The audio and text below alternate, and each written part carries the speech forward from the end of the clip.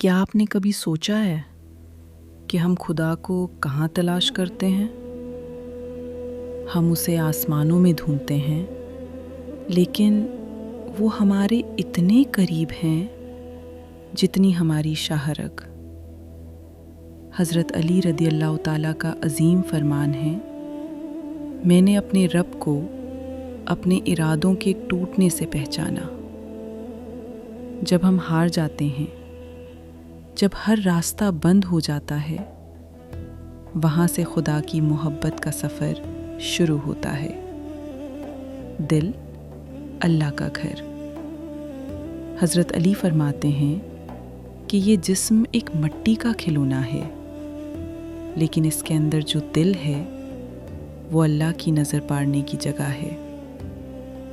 آپ نے فرمایا، اپنے دل کو صاف رکھو، کیونکہ یہ تمہارے رب کا گھر ہے۔ اللہ کسی کے خوبصورت چہرے یا اونچے نسب کو نہیں دیکھتا، وہ تو صرف یہ دیکھتا ہے کہ تمہارے دل میں کسی کے لیے درد کتنا ہے اور اس خدا کے لیے تڑپ کتنی ہے۔ خاموشی اور عبادت۔ لوگ پوچھتے ہیں کہ کچھ لوگ بغیر بولے اللہ کے اتنے قریب کیسے ہو جاتے ہیں؟ اس کا راز عاجزی میں چھپا ہے۔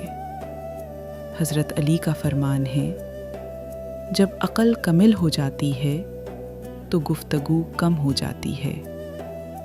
جو لوگ خاموشی میں اپنے آنسوؤں سے اللہ سے باتیں کرتے ہیں، ان کی خاموشی عرش کو ہلا دیتی ہے۔ نصیحت۔ اس لیے اے دوستوں، اپنے دل سے حسد، نفرت اور غرور کو نکال دیں۔ جس دن تمہارا دل مخلوق خدا کے لیے نرم ہو جائے گا، اس دن تمہیں اپنے اندر ہی خدا کا نور نظر آنے لگے گا۔ یاد رکھیے، اللہ کو پانے کا راستہ لوگوں کے دلوں سے ہو کر گزارتا ہے۔